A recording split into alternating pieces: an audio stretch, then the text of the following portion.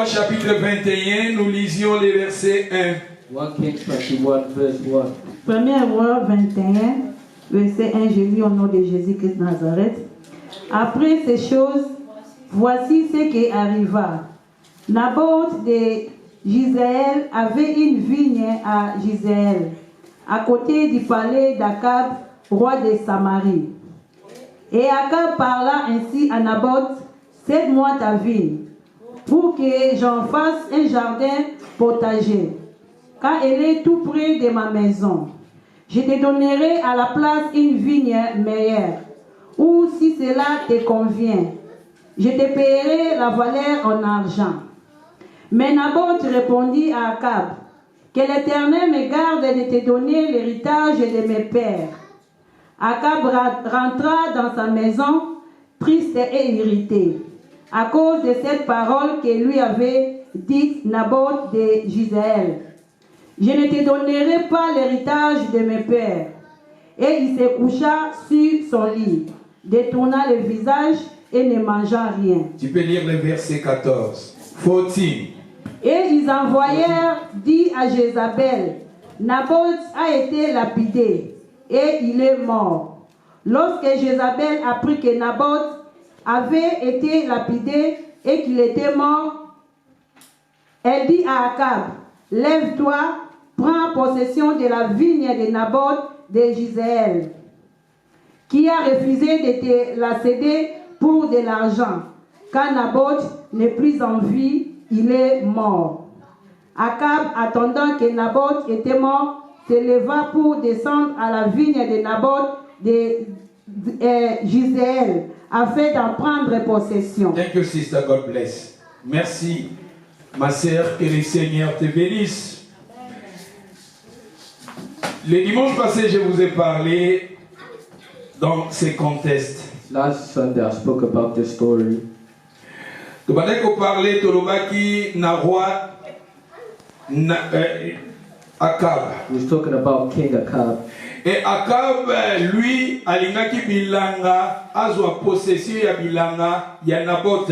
And Ahab wanted Naboth's vineyard. Parce que bilanga ou bien terre ya Naboth ezalaki pembeni ya ndako na ye. Because his vineyard was next to his palace. Et alobi na Naboth, give me a place. English, anyway. English, not today, just please, not today, because I don't want to make a confusion. Le long de onction, et il est évité peut-être dans ma bonne déni. Ah, onction, le long de yé. Donc, j'assois Bibi, et moi, j'assois Bibi, Malimi, challenge. On est là au coca.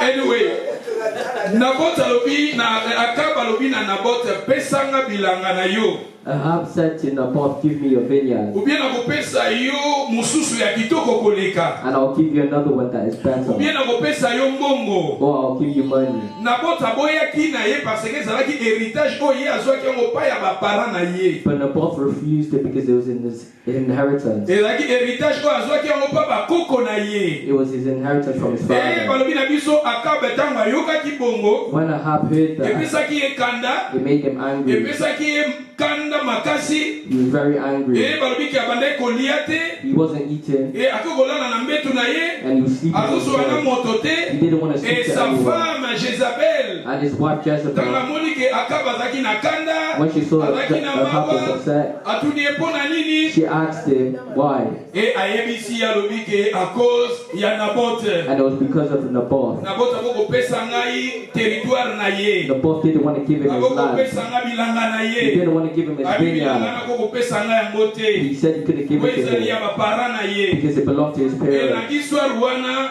soko kiti na se bokomona ke Jezabel asalaki plan moko, plan wana yalaki ya mabe po baleka na koboma Naboth. And if you read that story, Jezebel came up with a plan to kill Naboth. Et babomaki Naboth. And he did kill Donc Naboth. babomi Naboth. And when he killed Naboth, Et Akab azwaki siko territoire ya bilanga wana. Ahab took his territory. Territoire ya bilanga eza terre, eza mabele, eza ba état rebelle parce que bazo ba eza be état ya ba vigne. And that territory was his vineyard. Et go bandane toza awe e bandi na pese exemple na coin kuna na avenue principale na Newport e yeti côté kuna bilanga minene ya vigne. And the vineyard could start from the beginning of the road to the end. Vigne to bezaki compagnie ba bandane ko sala ba production ya ba vin ba production ya ba jus. And there was producing wine and juice. Bato bazalaki na misala bazalaki na ba famille o ba bandaki ko sunga a partir ya bilanga wana ya vigne. And people were working on that vineyard. Ye na bot Him, the Lord, refused to give his land. But Ahab wanted to take that land. He wanted that land. He just wanted that land because it was close to his palace. Last Sunday, I told you we seen Ahab was a king, but he was weak. He was a king, but he was weak. But today we're going to talk about another part. We're going to talk about envy. Ahab had envy. He had envy towards his something else. And he killed Naboth.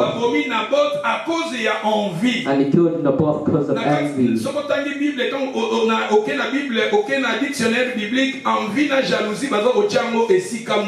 If you look at a biblical dictionary, envy and jealousy is next to each other. Jealousy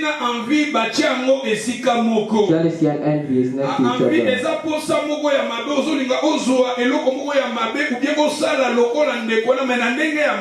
Envy is when you want something but you do it in a bad way. That's what you call envy. Naboth didn't want to give him his land. But because Ahab had envy, because he wanted it so much, even though Ahab had a different land, he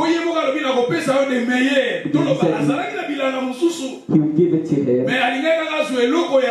But Ahab still wanted to get the first land. He still wanted the prosperity. He still wanted to get the prosperity.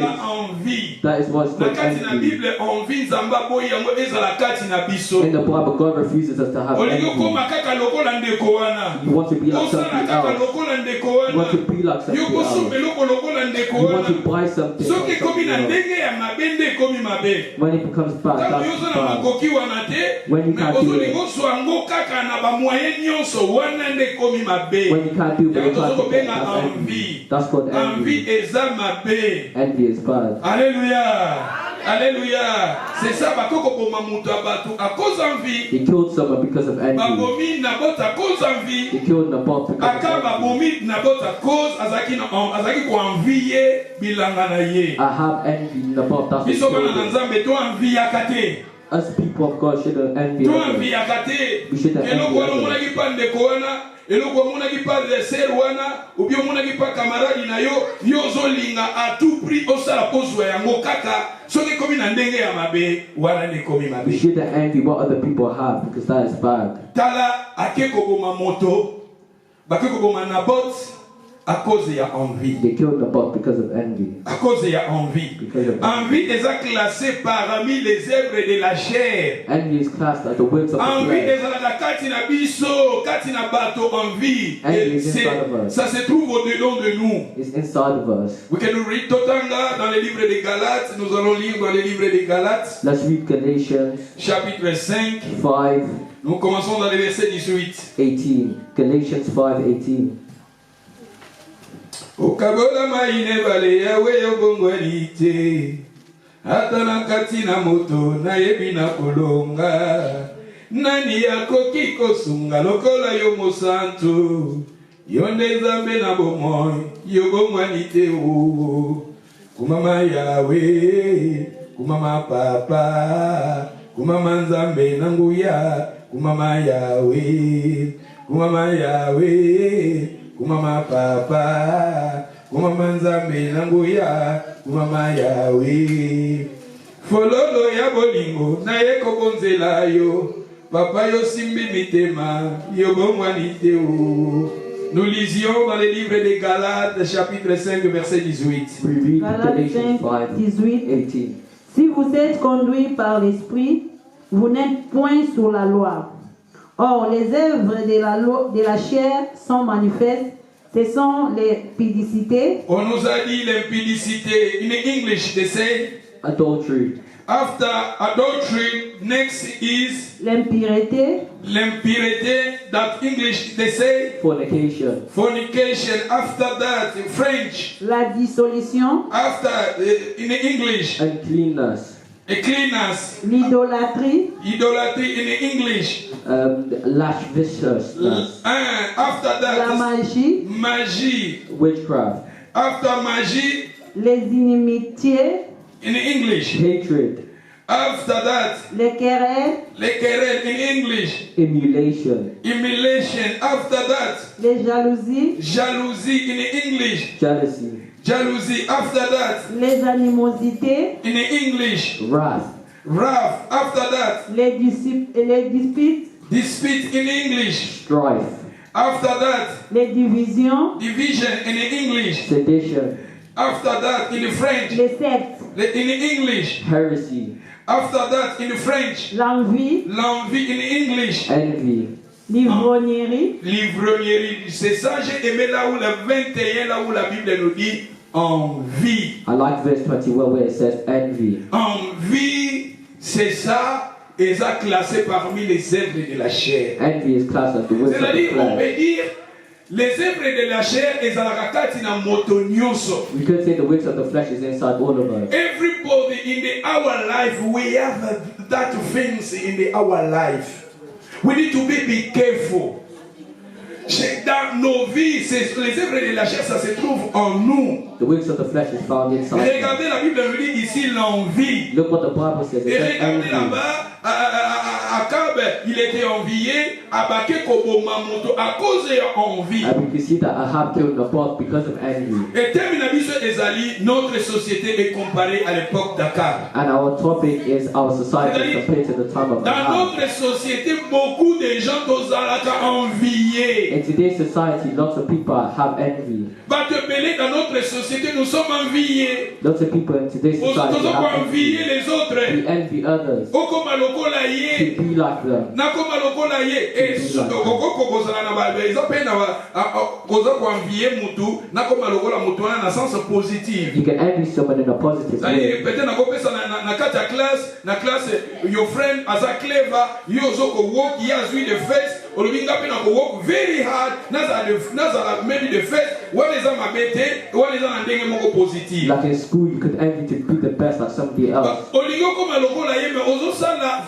effort moko te. You envy to be like others, but you're not making an effort. Na sens positif. You're not making a positive effort. Ozo tanga to me, I need to be like him, but ozo sala effort moko te. That is bad. You want to be like someone else, but you're not trying hard to. That is bad. Olingo osomba eloko moko expensive, eloko ozala mbongo te, eloko oza envier, yango musu bazoke na ba drogue, bat musu bakene na banzela ya mabe, parce que oza envier, ngape na zwa, ngape na somba basket, ngape na sala boy, lokola my friend, that is wrong. You envy to buy shoes like your friends, but you don't work, you don't have money to buy it, and that's why you do the drugs to get the money, and that's Envie bad. na kati na Bible est classé parmi les œuvres de la chair. Envy is classed as the works of the flesh. Alléluia. Alléluia. Alléluia. Et nous lisons encore dans le livre de 1 Pierre chapitre 2 verset 1. 1 Peter 2:1. Yeah, 1 Pierre chapitre 1 Peter 2:1. 1 Pierre 2:1. Rejetant donc toute malice et toute ruse, la dissimulation, l'envie et toute médisance. Balobi, rejetons toute malice, rejetons tout bois kayango. He said, put aside all Tout bois malice. kayango. Put aside all malice. Tout bois kayango. Babi na biso tout bois ka. Rejetons toute malice They tell et us to toute put it riche. aside. They tell us Et to put balobi it na biso aside. pena envie, balobi tout bois kayango. They tell us to put aside envy. God can bless you on the him time. Don't be rash. You're rushing to be like someone else, but you don't have the money to be like someone else. There's a musician in Congo. Musicien, something artiste ayembaka. There's an artist in Congo. Young boy, I'll be like, viens, Nazolingana comme Logola, yo, viens, Banoyemba Logola, yo, Noyemba Logola, viens, Zotala, petit, petit. A young boy said he wanted to be like him, but the old man replied that you don't want to be like me. Don't be like me. The young boy said he still wanted to be like him. The old man said, why do you want to be like me? The artist told him, you are able. Are you able to be like me? You are able. He said, are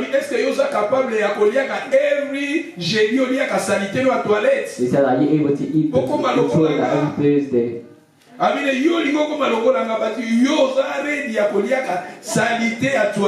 Every jeudi, chaque Thursday. You want to be like me, but are you ready to eat your own toilet every Thursday? In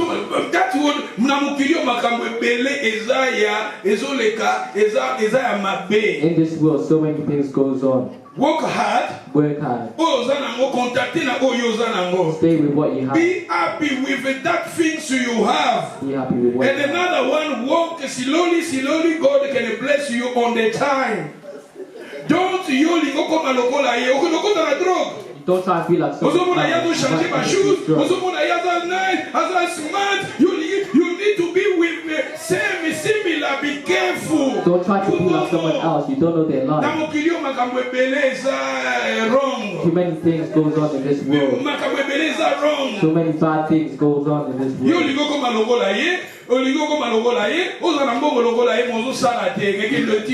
You want to be like him, but you don't have a will.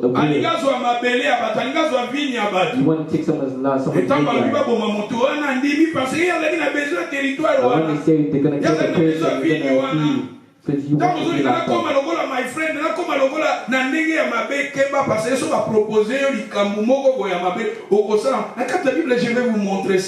when you want to be like someone else, you do bad things to do it. And I'll show you in the Bible. Alléluia. Rejetons toute malice, toute risque. Et envie, faut te rejeter amour.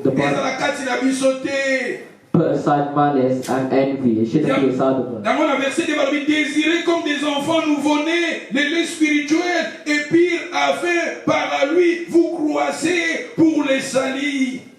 Et si vous avez goûté que le Seigneur est bon, approchez-vous de lui.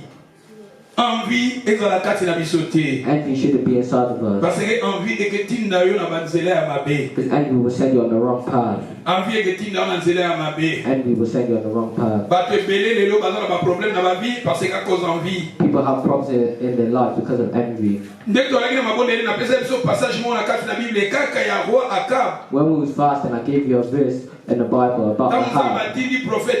When God sent Elijah to him. Et le prophète Élie a initié aux assassins, aux voleurs. And when Ahab started fasting, he told God to forgive him.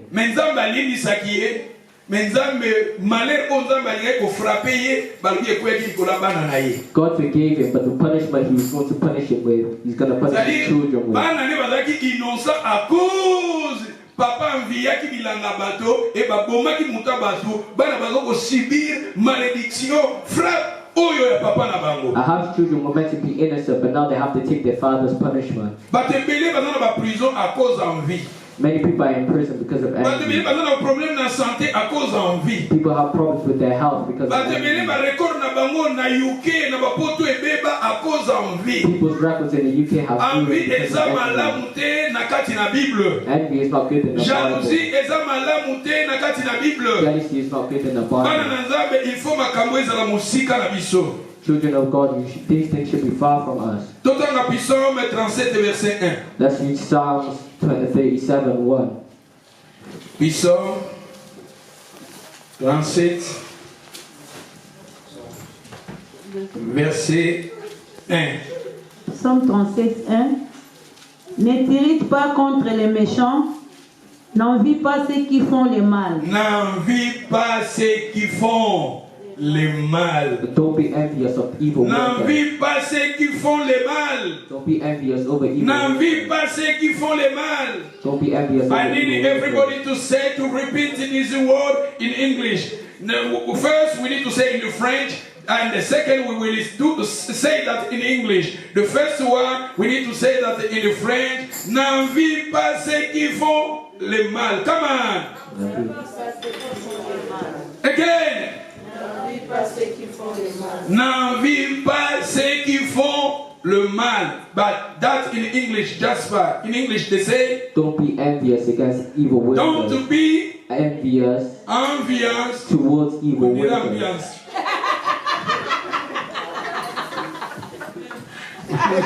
Lango ya biso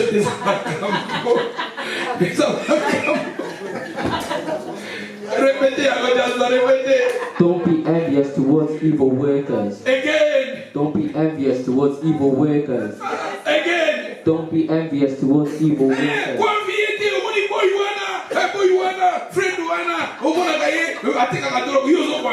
Be careful. You envy your friend who sells drugs. Be careful. A friend or a camarade, be careful. You envy that friend. Be careful. N'envie pas. Don't envy. N'envie pas. Don't envy.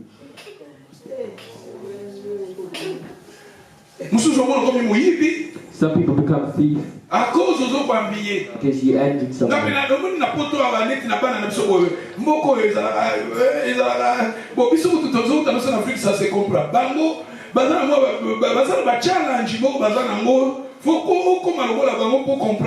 Here in the UK, kids have challenges. It's hard to understand them.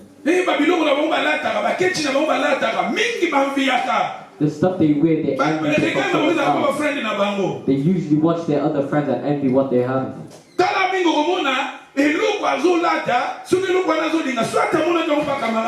Something that he wants is usually envied from somebody else. There are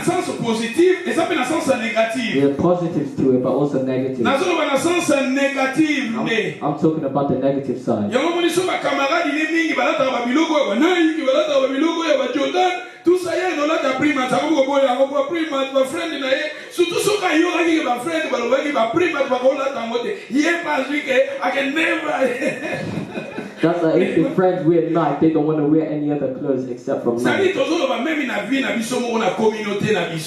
we're saying even in our lives, even as parents. We shouldn't envy. You envy another couple. You envy another family. Especially others, they don't tell truth about their lives. So we should be happy with what God Be happy with what God gave you. Let's read Philippians 4:11. Passage au PDSA très important. I need everybody to read this. It's very, very good. Everybody. Philippiens chapitre 4 verset 11. Philippians 4:11. Ce n'est pas en vue de mes besoins que je dis cela, car j'ai appris à être content de l'état où je me trouve. Car j'ai appris à être content dans l'état où je me trouve. Car j'ai appris à être content de l'état où je me trouve. I need everybody. I'm waiting you to open that sentence is very, very, very good. Everybody, I need you to read that. Sois content. Be happy. Sois content. Be happy. So anxiety is no problem. If you missing something, it's no problem. Be happy.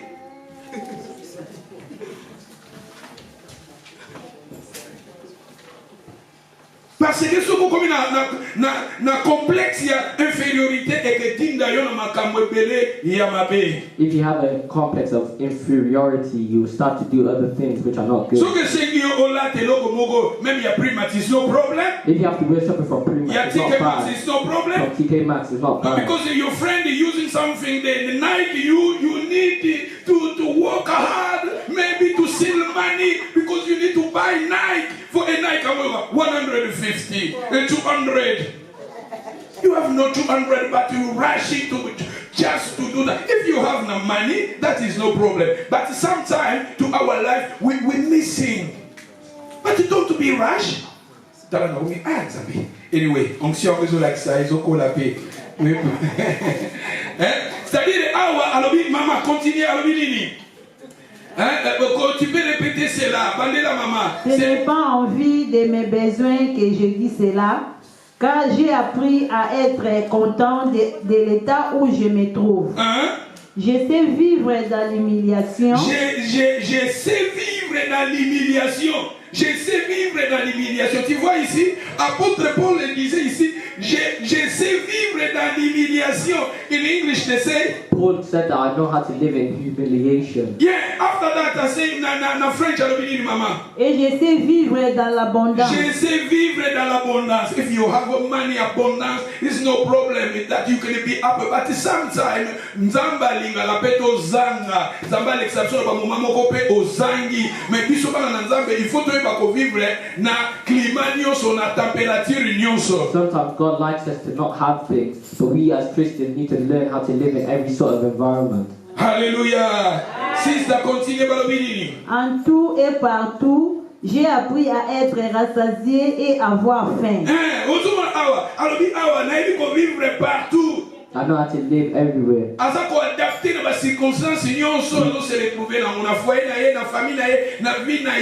He can adapt in any situation in his life. À être dans l'abondance et à être dans la disette. C'est-à-dire en English they say in abundance. After abundance. In suffering. You see? Na circonstance nyonso continue maman nangai.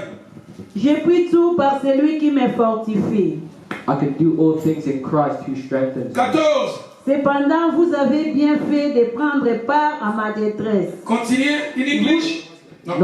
Notwithstanding, you have well done that you did communicate with my affliction. Et na passage autotangi tomoni apôtre Paul alobi aibiko vivre na circonstance nyonso. And in this verse that we see, we can see that Paul is a problem. Some people, when you meet, you have no money, you keeping borrow money to friends. The people you are going to borrow money, after that they can talk about you behind you. But you go if you borrow money from people, pay it. But to me, so that I oh, bank, na biloko ba magasin lobaka.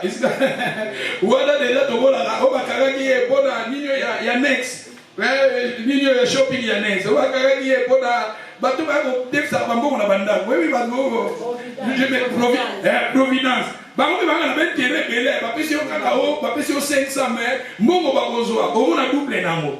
But musuba komwe beba kuna ebeba na bafone ebeba na nini ya moto ebeba na resho ebeba na kuka ebeba zali na mamakaze ba komwe ebeba. Some people's names are ruined because they borrowed money, they borrowed stuff and they didn't pay it back.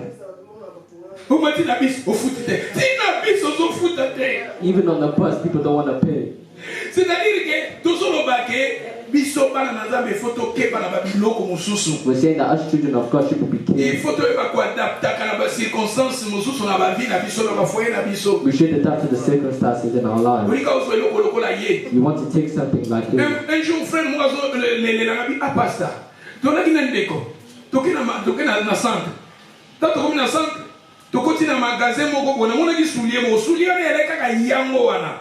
makamona zolo biza pe yakala ya bade so ba 2001 2000 sukide ali sulie wana toli na friend na sepe na sulie wana lokola nazaki na mbongo te na ABC mutazote ka sulie na magasin ke nako ya lobi kosombango toke boye nzoka ndeko na laki na ye ya laki cité kaza na posa nango mais après abaluka kazui sulie wana akazui sulie wana. Et souvent, il y a entendu que notre société est comparée à l'époque de Noé. Makamwa les akat na bateau. Peut-être que ceux qui ont une volonté que Angaïpe n'a pas besoin de son beau frère, comme il y a un bon côté dans son bien, on ne sait pas, et ça problème. Mais il y a une dette au bout, mais n'a si molé que aux yeux. Ne connaît pas ce que là, vous avez un friend na yo, l'église n'est pas là, tiamo. Oh Seigneur, Seigneur, est-ce que vous vous souvenez de quoi? C'est l'Halloween. Kasi kana ya kana wakabilo mse ya kana boge inspiration eka. Eza banze motolingana. Banze mboye simba bitema na biso ya ntono ba. C'est-à-dire que elo konde kwa linga ki yupo lingo zo amo. The stuff your friends want, you want to have as well. So que ça na ndenge ya mabende tozobe na mwa Bible boye amo. When it's a bad thing, that's envy. Eza mabe. It's not good. Eza mabe kwa mviyaka eza mabe. It's not good to envy. Zamba lingi ya mote. Et tokolo tanga yango komona na kati ya bomo ya David. Et David pourquoi les mêmes histoires ba komi na botte. Tout le monde a une histoire à David. David, il avait tué Iri à cause de sa femme. Because he that David envied and killed some Tout le monde a his wife. il enviait la femme de son frère. And David envied his friend's wife. L'église a ouaté, l'église vraiment a pour n'a pas maté na terre vraiment soboyer. On changer kaka. O changer ka po ba matia musu e bima o mona nanga mo bela zo e batena no bima ga mususu Saint Esprit de mutazo kambanga. C'est-à-dire que les églises musu ko mona mobali wana famille wana papa wana zana mwasi na ye. Mais mobali wana bima ga suna sere mo kana ka église wana. Boko za mo ya ba bilo mo za mo pasi ko na Jasper. That is In some churches, there are men out there who they go out with other women.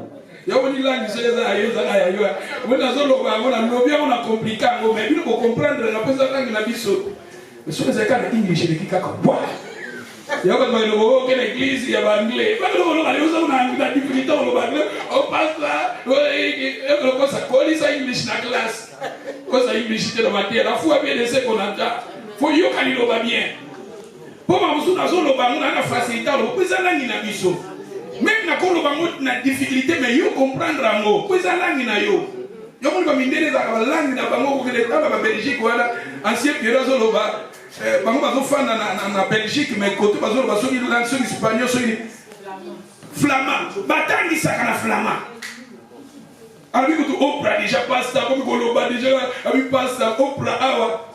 Langue waliza mindele ba langue na bango okene bamboka nezo ba Allemagne partout ba Hollande langue na bango parce que langue est facilitaka de côté ya tous on a besoin de tout ça progrès peut-être épanouissement excellence mais il faut tout bon ça n'a raté langue na biso est important il y a aussi des petites choses à mettre autant à l'université je vous à l'université bayang tout le temps à babio bazo sa chicha zo banangbe babio le tulingi olo bango na Welsh olo bango na Welsh po bango bazo wuta na ba vallée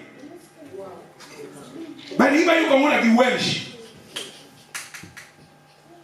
ngaba au moins la fin de l'année ba misu ba suite langue anglaise langue na bino. C'est-à-dire que langue oyo yango ibana pour passer un avantage pour bazo banda classe maternité déjà bazo banda mo déjà en anglais maternelle boli bisa vous comprendre les néo inangina loba ngabo ta zo bona moni déjà something is wrong.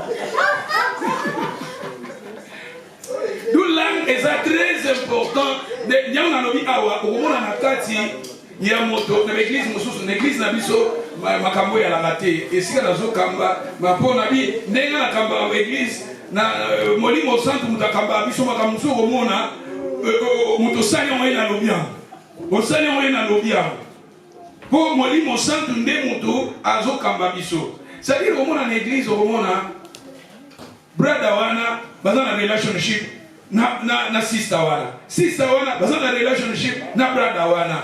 Mais ce que ça n'a ndenge, oyebi mwasi na ye, oyebi mobali na ye, c'est mauvais.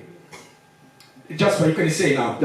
In other churches, brothers are in relationship with other sisters, but when it's because of envy, that is not good. Relationship mariage, that is no problem. That is better. Relationships that lead to marriage is good.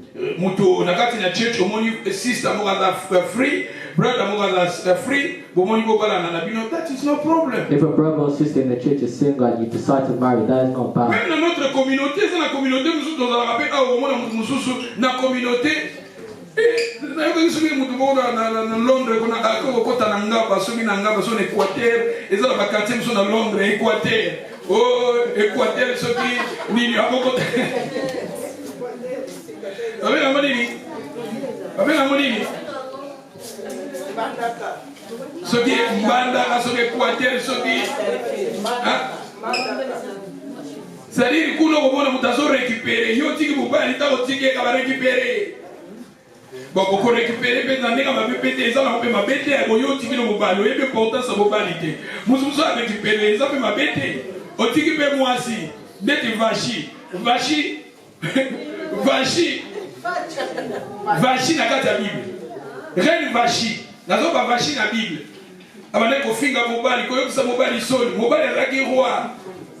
Balui te mokonzi mwasi oyo vraiment te azadini te pona yo yango boka histoire Esther abimaki wana mama wana mobali respecte mobali na yo yala basi mususu mobali amekata mekabo ya fingi azonga yo zoba obino mobali ozoba ozonga kuna du ezala ba comportement mususu ezala malamu te yango bibezo ba comportement wana ezala musika. There are some behaviors that are not good and they should be far from us. Ezala na mama mususu soki amonaki bubu amonaki bag amonaki chaînette soki andengeni pa camarade yepe kaka il faut chaînette ya mobali akomela maite na ndako ifazwa chaînette wana pe komi mabe. There are some mothers out there who when they see jewelry from their friend they want it so bad. Cousin nanga moko na Suisse tokenda kotala ye un jour tokomone na azwaka car moko boye na crédit abi azwaka BMW ya Jeep na crédit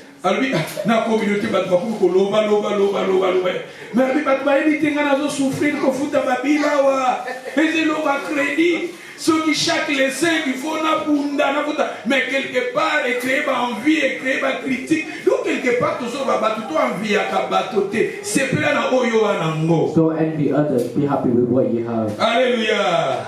Alléluia. Tu vas vivre dans circonstances nyonso. Soko na mongo gloire à Dieu. Mais soko na mongo manager kaka. But if you don't have it, même biso ba pasteur even as pastor. Je me souviens, un jour, pasteur Mogo na Yambaka, I remember one pastor came and said that you want to be like me. What do I have that you want to be like me? Je suis capable de retomber la bafle, je suis capable de retomber la salle, je suis capable de passer nous balinga bon moteur, passer nous balingi des patrons, afin de passer la yé, maman passer la boya, na saki munene, maman passer la fandi wana bombe, ou mona bombe, afin de bazo prier, maman passer la zuta la kabatu, tout ça. Mon histoire ma kamwana te. Eh na ba vie la cardi, so voyez ko bâtir, voyez na ba comportement wana. Musala nzambo ko kangote. Oko kangote. Oko kokate so voyez ba basale la yo ko kokate. Ba nous on go bien ba moni na chemwa cravate, ba chenga manino. Parce que nazana posa wana usale nazana appel wana. Bafuta ngate ba nous on ka sabo peut-être nazana charité, nazoka mbongo quelque part wrong. After here, I'm going to work. I'm going to work. Y'a comment on appelle un nid dans une capitale? Bah, plein de fois, oh, tout ça, boy. So, vous voulez béquer nous ça chaque fois. Bah, plein de fois, bah, on crée pas ma gamme. Faut pas passer un mot. N'a pas biloko à nater. Si on te montre ça, tout soutenir. Et ça fait la besoin, nous sous ça, normal. La besoin, ils ont appelé église, ils ont besoin, normal, église, ils ont besoin, bon, tout ça. Mais na zate na derrière ça ba loko ko manipuler ba nozo ba mbonga batu non ko koma loko la ye ba passer mususu cause bazo linga ba koma loko la batu mususu. Some pastors have problems in their life because they want to be like someone else. Ngande gozawa amna lo bagana za happy. I'm so happy na lidogo na za nango e do nga ba chenga na zo kabula nango tade tatwa that is okay. Un jour, ils ont la pasteur Moko. Na doni ngana na contact mais yé moko kupa ndoko lingate. Ndoko ya nae. Mais plus tard nae ko yoka gaza na homosexuel. Homosexuel. Et pourtant so ibisanga ngai kuna zo côté la pasteur. Nga zo côté la pasteur amo mais yé bisinga mi pasteur.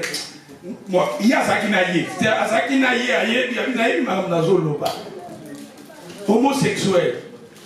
Et nazo ba passer on nazo lo ba. So côté de l'église à bongo ozomona mamozo de kawana eza ba mosusu ozomona eza bokolo bango nzambe mais eza nzambe te. Eza nzambe te. Na nazo lo ba ngai passer na kenda pa passer wana. Maintenant na eko papa leki na nazo ba papa leki nanga azali azana kati ya nini wana payer même katinde ngana zala wa plutôt na créer relation wana mais plus tard eko ebisanga ke makamu nazolo banayo et ngana zana respect envers pasteur wana nazana respect mingi envers pasteur wana et na dialogue nanga na protéger pasteur ango na protéger mais ya bitala ezana ba élément mingi ezana ba élément mingi yo yebité ezana ba tebele ba élément mingi conclusion na ngai eza nzambe te nzambe aza na kati wana te ozoma mpona koloba ke makambo mosusu na mokili eza na makambo ebele oyo tozomona yo ozolinga oambie motu wana moyebi te napesi exemple ya musicien moto azokoambie oyo nakoma lokola musicien wana yoyebi musicien na makambo asala yoyebi musicien wana makambo asala yozolinga okoma lokola pasi nzambe mpe basali ya nzambe nzambe aelevaka bazali ya nzambe nzambe mpe azotindela bango bato bazali nyonso ya mabe kaka te ya malamu mpe ezali basali ya nzambe mpe bazosalela nzambe na kobanga nzambe bazali oyo nzambe mpe azoutilize bango na bagerizo bamiracle baprophétie les choses extraordinaires baza mais soki toza napesi exemple toza 100 tia même 80% 70% ya mabe eza ebele 30% kaka ya malamu ba manipulation ekomi na kati kokose ekomi na kati ba makambo belé ya mabe ekomi na po ba séduire bato d'où tozolo ba envie eza mabe Envy is really bad. Alléluia. Et là on a totanga ba passage tokolo kotanga histoire à David. Let's read David's story. David na 2 Samuel chapitre 11 verset 1. 2 Samuel 11:1. Mais nakosepela potorash totanga na biso 14 2 Samuel chapitre 11 nanda tokobana na verset 1 kokita mais na sepeli totanga poto kima pona temps pe totanga na biso ka verset 14 2 Samuel 11:14. Le lendemain matin, David écrivit une lettre à Joab et l'envoya par la main. Mais pour la compréhension, test, tu vas dans verset 1. Pendant le verset 1 pour la compréhension. Let's start in verse 1. L'année suivante, au temps où les rois se mettaient en campagne, David envoya Joab avec ses serviteurs et tout Israël pour détruire les fils d'Ammon et pour assiéger Rabat. Mais David resta à Jérusalem. Le verset 2 est important. Verset 2 vraiment est important. Un soir, David se leva de sa couche et comme il se promenait sur les toits de la maison royale, il aperçut de là une femme qui se baignait et qui était très belle de figure. David fit demander qui était cette femme et on lui dit, n'est-ce pas Bathsheba, fille d'Eliam, femme d'Iri, les Étienne. Et David envoya des gens pour la chercher. Elle vint vers lui et il coucha avec elle. Après être purifiée de sa souillure, elle retourna dans sa maison. Cette femme devint enceinte et elle fit dire à David, je suis enceinte. Verset 14. Verse 14. Continue, sister, please. Le lendemain matin, David écrivit une lettre à Joab et l'envoya par la main d'Iri. Elle écrivit dans cette lettre, placez Iri au plus fort du combat et retirez-vous de lui, afin qu'il soit frappé et qu'il meure. Le verset 26. Verse 26. La femme d'Iri apprit que son mari était mort et elle plaira son mari. Car le deuil fut passé, David l'envoya chercher et la recueillit dans sa maison. Elle devint sa femme. Elle devint sa femme après. Et lui enfanta un fils. Ce que David avait fait déplut à l'Éternel. Oyo David a salaki nzamba sepelaki nango te pona nini? And God wasn't happy with what David done because it was because of envy. Somebody's wife, somebody's husband, somebody's goods. David wanted them. They killed Uriah. The same act as Ahab.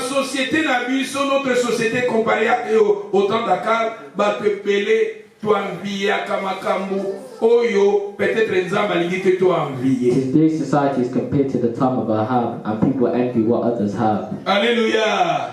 Tala awa iri akufi à cause de David alingaka zwa mwasi na ye. We can see that Uriah died because David wanted his wife. Alléluia. Tokotanga lisusu tomona et conséquence na ngo bi ke bana ya David bazoli ba problème belé mabe kotaki na famille ya David à cause ya envie tokoloba. And there was problems in David's family now because of what David had done. Tokotanga na Genèse 25. Let's read Genesis 25. Nous allons lire les versets 29. Verse 29. Genesis 25, verset 29. 25. Comme Jacob faisait cuire un potage, Ésaü revint des champs accablé de fatigue. Et Ésaü dit à Jacob, laisse-moi, je te prie, manger de ces roux-là, car je suis fatigué. C'est pour cela qu'on a donné à Ésaü le nom d'Édom. Jacob dit, vends-moi aujourd'hui ton doigt d'ânesse. Ésaü répondit, voici, je m'en vais mourir. À quoi me sert ces doigts d'ânesse? Et Jacob dit, gire-les-moi d'abord, il les lui gira. Et il vendit son doigt d'ânesse à Jacob. Alors Jacob donna à Ésaü du pain et du potage des lentilles. Il mangea et but, puis s'éleva et s'en alla. C'est ainsi qu'Ésaü méprisa les doigts d'ânesse. Merci. Dans le verset 31, Jacob a dit, vends-moi aujourd'hui ton droit d'aînesse. Pour dire cela, c'est-à-dire, il enviait les droits d'aînesse de son frère. In verse 39, Jacob said, sell me your birthright. So we can see that Jacob envied his brother's birthright. Il enviait les biens de son frère. He envied his brother's birthright. Il enviait les biens de son frère. Jacob envied his brother's birthright. He envied. He wanted what he had.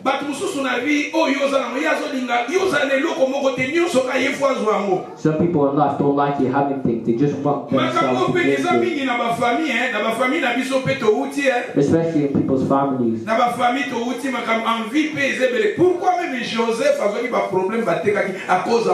Joseph in the Bible had problems with his family because of envy. Vends-moi ton droit d'aînesse. Here we can see Jacob telling Esau to sell him his birthright. Mais lui, il voulait prendre la bénédiction de son frère. Jacob had his own blessings, but he still wanted his brother's blessings. Some people want to leave you empty-handed and take what you have. They want what you have. La Bible nous parle ici Esaü, il y a une Bible étant totanga, dans la Bible totanga ngo, ils ont la logos, ils ont la rema. That's what the Bible has two parts, logos and rema. C'est-à-dire ba histoire auto interpréter quand on a mille façons pour édifier foi na biso. We can interpret these stories in different ways. C'est-à-dire comme ça na koko ya awa na lobeli likambo na ndenge mususu. I can speak about a story in a different way. Comme ça pe na ye na lobeli na sens mususu. And in another day I can talk about it in a different way. And all of this is just to help us learn and grow in faith during the circumstances that we're going through.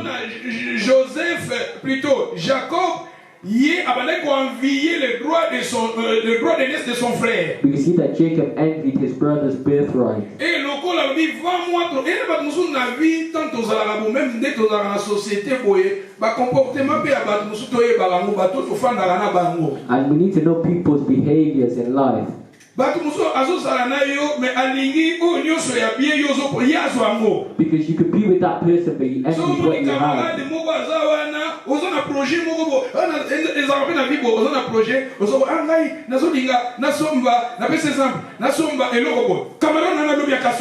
In life, you may be planning to find something. In life, you may be trying to plan something, buy something, but your friend buys it before you. That's what we need to be careful.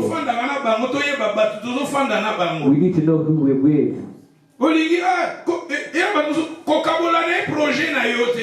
Don't tell people about what you want to do. Because some people, if you tell them, they'll do it. Because he envies what you have. That's why envy is bad. Be happy with what God gave you. If you have it, glory to God. If you bought something good, glory to God.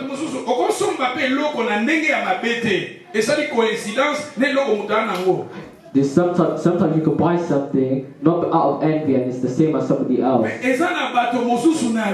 But there are other people in life.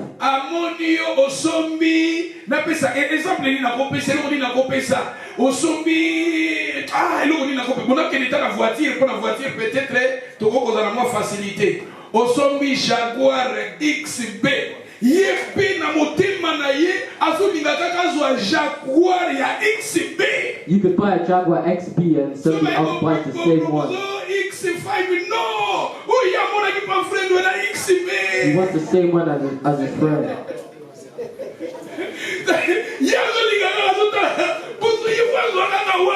That is wrong. He wants the same one and that is not good. It could be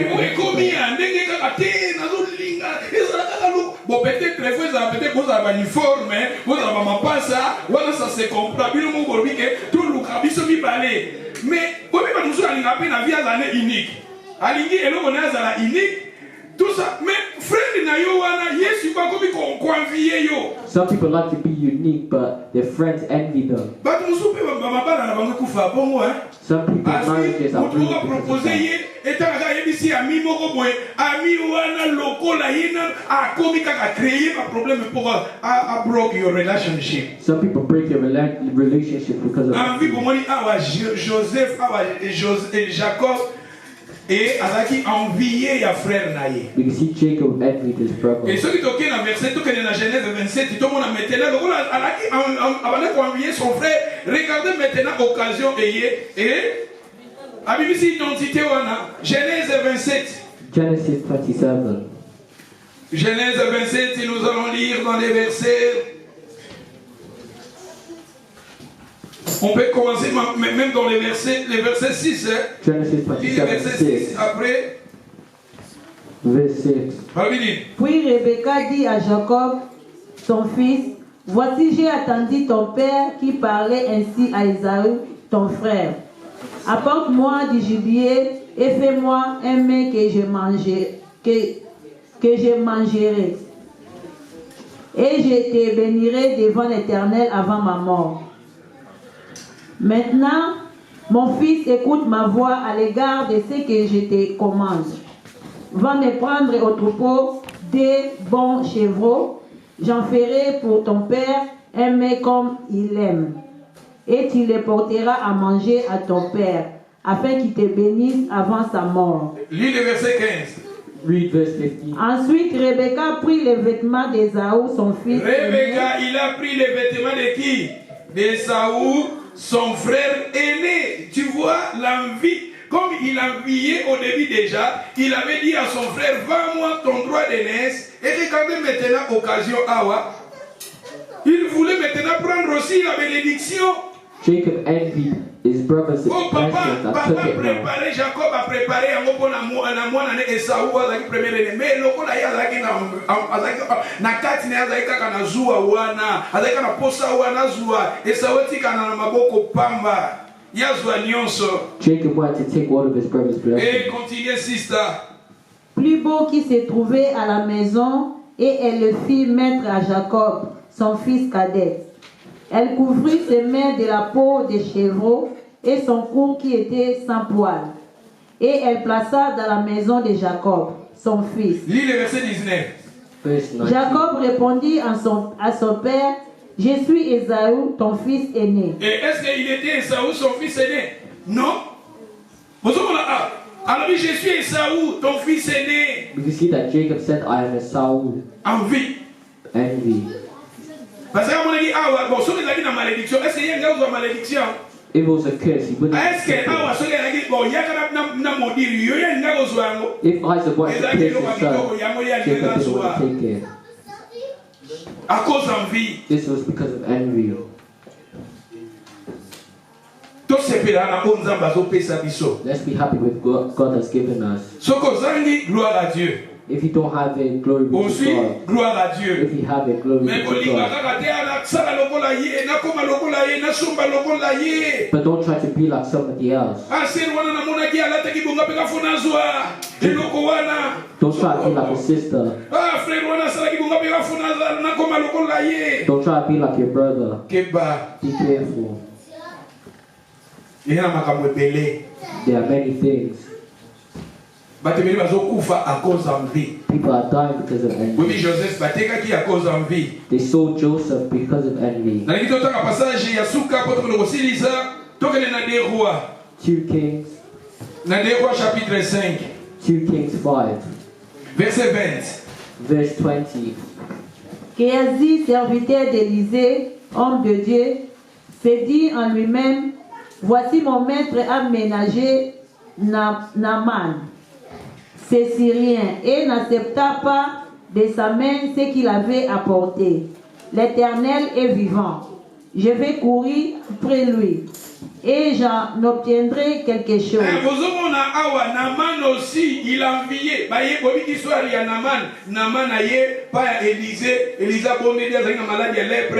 Élisée a le soukoula Namaï. The man was sick with leprosy, and when he went to Elisha, Elisha healed him. But we can see here that he had envy.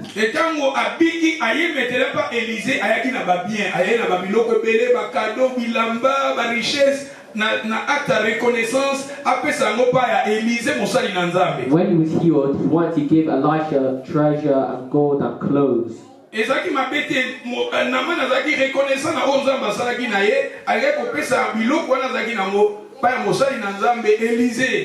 bad because Naaman was grateful for what the Lord has done and wanted to bless Elisha with the stuff that he had.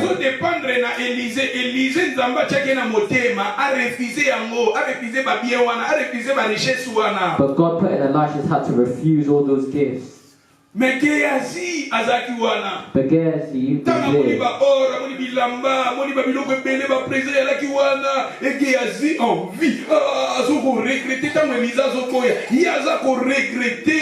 And when Géasi, Elisha's servant, saw all of that, he had envy and wanted it. Et si ça tout verset 27, ça verset 20, tangela ngo balwe nini? Na 20. Tout tanga ozana 20. Il y en a pas 21. La 21, recommencez s'il te plaît. Géasi, serviteur d'Élysée, homme de Dieu, s'est dit en lui-même: voici mon maître a ménagé Naaman, c'est Syrien, et n'accepta pas de sa main ce qu'il avait apporté. Élisée a bonné kozoba biloko wana, abo kozoba richesse wana, abo kozoba présent ba présent, ba bilamba, ba richesse ko ba memela ki a bonné kozoya ngo continuer. L'Éternel est vivant. Je vais courir après lui, et j'en obtiendrai quelque chose.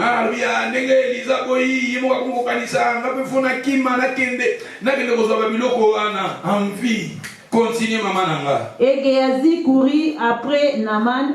Naaman le voya courir après lui, descendit de son char pour aller à sa rencontre, et dit: tout va-t-il bien? Il répondit: tout va bien.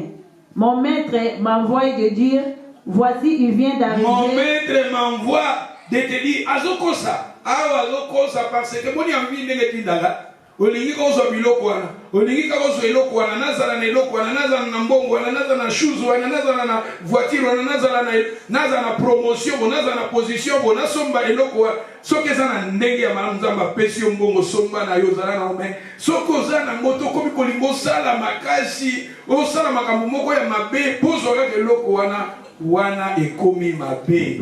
Tala awa Géasi azaki na besoin zoba richesse wana. Akokoloba alandi Naaman azokende na babiloko yo mosali na Nzambe boyi Élisée ya landi akomi kolobo c'est mon maître qui m'a envoyé. Yes, he lied because of envy. told the king that Elisha wanted all those gifts. Continuez, maman.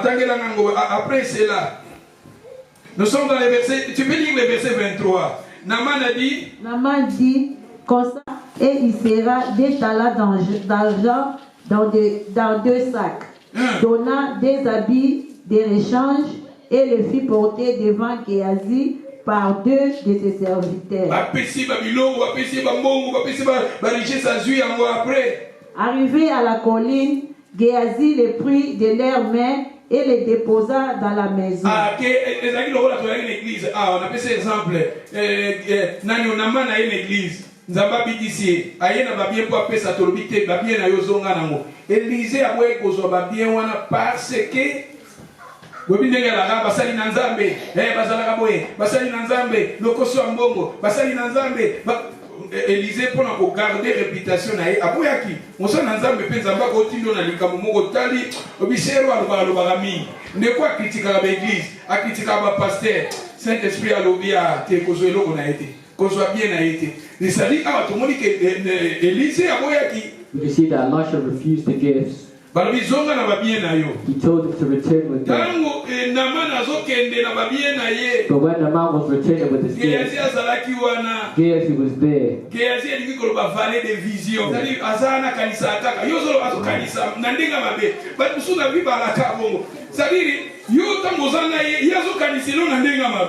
thinking of it in an evil way. Et alandi Naaman akoko saya non Elisa tindingai po bat baye kotala ekuna yanga bina zo mo biloko Elisa boyaki o ba pesa yango tangazi yango il fallait aller dans l'église aya dans na temple akiko chango na ndaku na ye la Bible nous dit akende ko déposer na ndaku na il le rend balobi a esa sikanino 26 esa verset ni tangela na balobi arrivé à la colline, Géhazi les prit de leurs mains et les déposa dans la maison. Les déposa dans la maison et après. Et il envoya ses gens qui partirent. Après. Puis il alla se présenter à son maître. Il alla se présenter à son maître et son maître à l'obédine. Élisée lui dit, d'où viens-tu, Géhazi? Il répondit, ton serviteur n'est allé ni d'un côté ni d'un autre. Azoko sanzo abimaka kene déjà ko so biloko wana akene batu musuza za déjà tangu yozo linga nazo linga na centre kozwa na ngo somba tapi mo na kena na tapi bon na kika na biloko ko ya mi tapi mo déjà yo tango zolo ba déjà boyele ezaki na 10h na 10h05 déjà ya rapidité kena zu tapi wana. Alléluia. Ça dit il y a des gens au basa bongo. There are people who are like this. Nazo lo bayango et cause à la sens positive, mais envie est à la sens négative. Tant que comme envie et comme ma baie. Na envie, na ya on a dit que cela va envie na jalousie, bazo tia mo sikamoko. That's why the picture that envy and jealousy is right next to each other. Ba tu vas souhaiter à tout ça les loko moko boye et tout ça les loko moko boye bien, ce n'est pas mauvais. Tout ça là identique, ce n'est pas mauvais, mais ce qui est commis na ndenge à ma baie, ça c'est mauvais. It's not bad to wish for something, but when it's because you are envy, that is bad. When I came to Cardiff, there was a brother who opened a shop. It was a Congolese shop. He was selling stuff. But his friend who he had confidence with, he wanted to open a shop just like his friend. Ça y est, bon, peut-être que nous sommes en collaboration. La collaboration, ce n'est pas mauvais. Mais ce que comme que vient à yo à éviter. Parce que dans la zone Balikamo, on a vient à yo à la zone de la pana, on a pas ça. Petit nanga vraiment kola na ye awa. Zoka petit lobby azaki na shop na ngai. Zoka petit lobby azofungula shop na ye. Ça y est bisanga. Ah, petit soka senga inga confiance. Plutôt senga inga conseil. Nanga na dit petit ko fungula no shop pété. Kofungula no shop ite po shop yo ils ont permettre kaka tout ça là quelque chose mais tout se retrouver na bisoté petit fungula ka shop tak est-ce que akendaka liboso te nous n'avons pas cet exemple pour nous lobake makamsu to kosala to tosali projet ensemble osengi mutu conseil osali eloko moko peut-être pese moninga sombi ndako yo lobi osomba ndako ce n'est pas mauvais mutu nyonso fo somba no ndako mais eza na babiloko mosusu ozosala na ndenge ya mabe wana nde ekomi tozobenga envie ekomi jalousie na ndenge ya mabe ekomi mabe. When you start doing things in the wrong way, that's envy. Ozosala le même cas de l'église biso kamba l'église. Combien d'églises fungwami à la Cardiff? Combien d'églises fungwami à la Cardiff? Même la Newport. Je me souviens, un pasteur mon à Newport a fondé l'église. Pastor Newport opened the church. Dans 2002, 2003, on a fondé l'église. Dans la télé, pasteur baso kosa les gens. Man, on dit que ça va bobenga. Baso teka babiki ba bénédiction. On sobi moi na sobi biki, moi na soka komi, moi na kozala mayele. I remember they would lie so much. Ils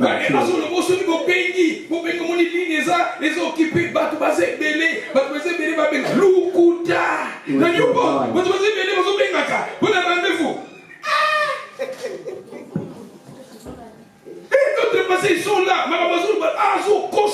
Our pastors are like that. Some pastors they lie. Cardiff, Newport, Swansea. Cardiff, Newport, Swansea is all the same. Oh, bah on va rester. Onction. Il y a ce monde à Liboso. Il faut se couper sa boye. Moi on a mis balai. Il faut couper sa. Parce que quand il va te bambongo.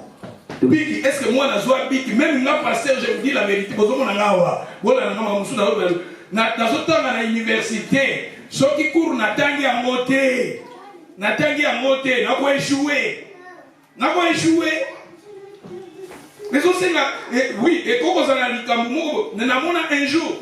C'est-à-dire à l'université, sont dans l'examen. Déjà 5 heures dans l'université. Déjà à l'université, nous avons préparé l'examen. Au moins l'examen est à 11 heures.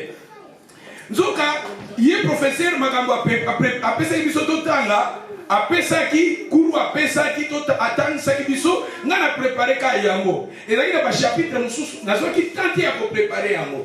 Nous avons tenté à vous préparer. Nous avons un examen. Il y a un chapitre où on a préparé. Il y a pas ça qu'on a classé. Nous avons fait des devant papier comme une colo. Oh, vraiment miracle. Pour nous, on a préparé Magamoussousou. Nous avons écouté Magamoussousou. Et vraiment, on a fait un miracle. Parce que nous avons travaillé, nous avons eu un katikati à point.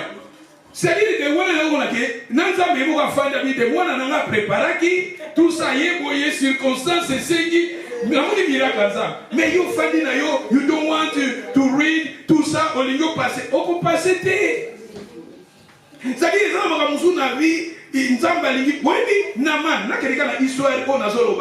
il y a Naboth.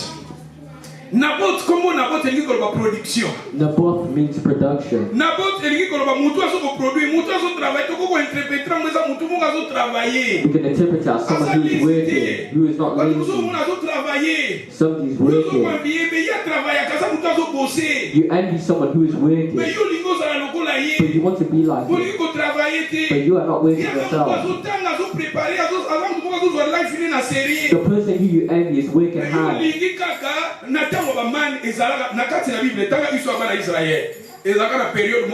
Nzambe circonstance esengaka pesa bango mani. Nzambe ezali na circonstance moko boye babeta libanga mayebima mais ezaki chaque fois te. In the Bible, God gave the manna and gave the water. There wasn't all the time. Or work hard. But God wants you to do your own part as well. If you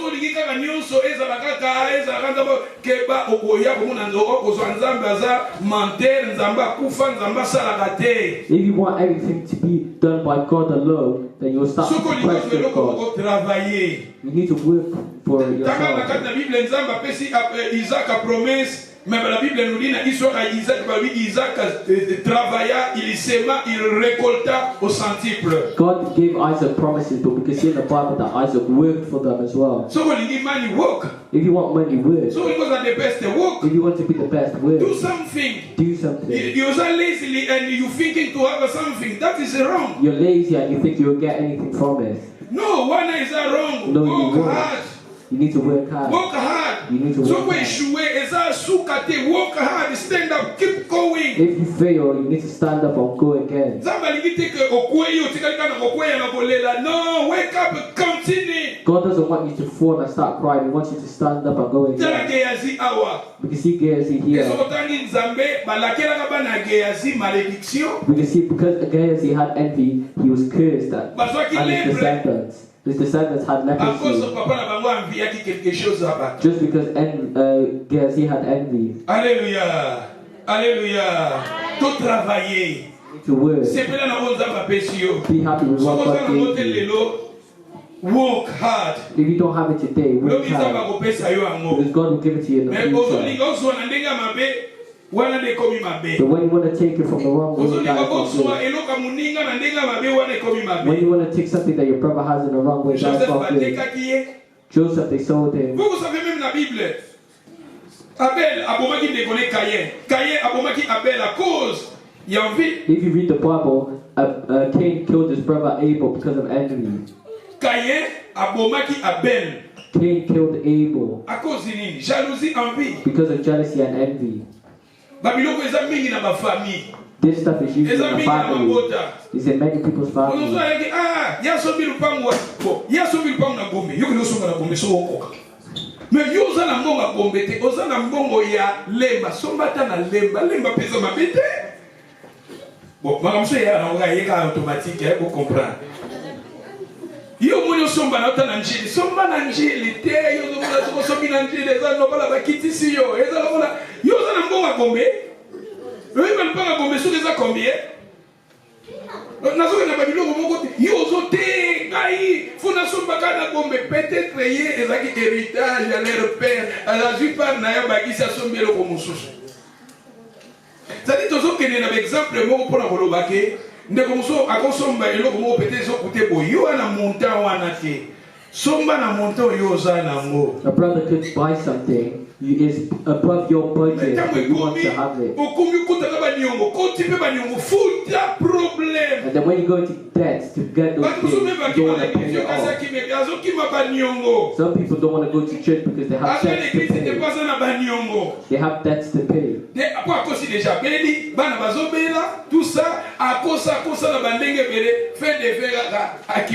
He lied in many ways to avoid paying the debt and he left the church.